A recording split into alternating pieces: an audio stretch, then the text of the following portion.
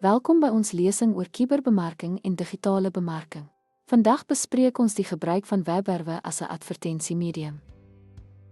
Die internet het advertensies gerevolusioneer en webwerwe 'n kragtige instrument gemaak om teikengehore te bereik.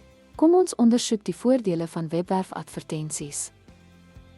Webwerwe bied 'n wêreldwye bereik wat besighede in staat stel om met 'n wêreldwye gehoor te skakel teen 'n fraksie van die koste van tradisionele advertensies.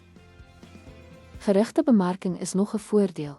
Webwerwe kan presies spesifieke demografieë en belangstellings teiken, wat verseker dat advertensies die mees ontvanklike kykers bereik. Webwerfadvertensies lewer meetbare resultate. Gedetailleerde analise hou indrukke, klikke en omskakelings dop wat bemarkers help om hul strategieë te optimaliseer.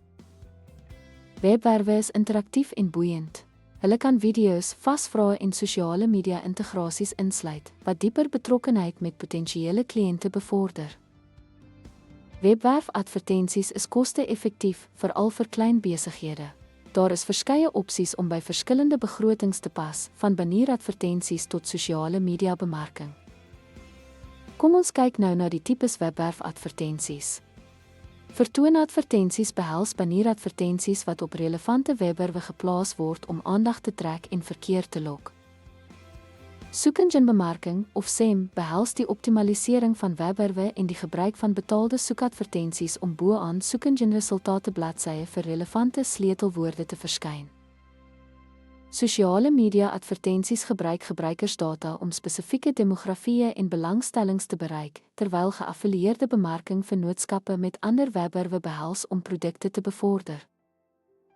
Vir suksesvolle webwerfadvertensieveldtogte fokus op webwerfontwerp en gebruikerservaring, oortuigende inhoud, duidelike oproepe tot aksie en gereelde toetsing en optimalisering. Webwerwe is onontbeerlik in moderne bemarking.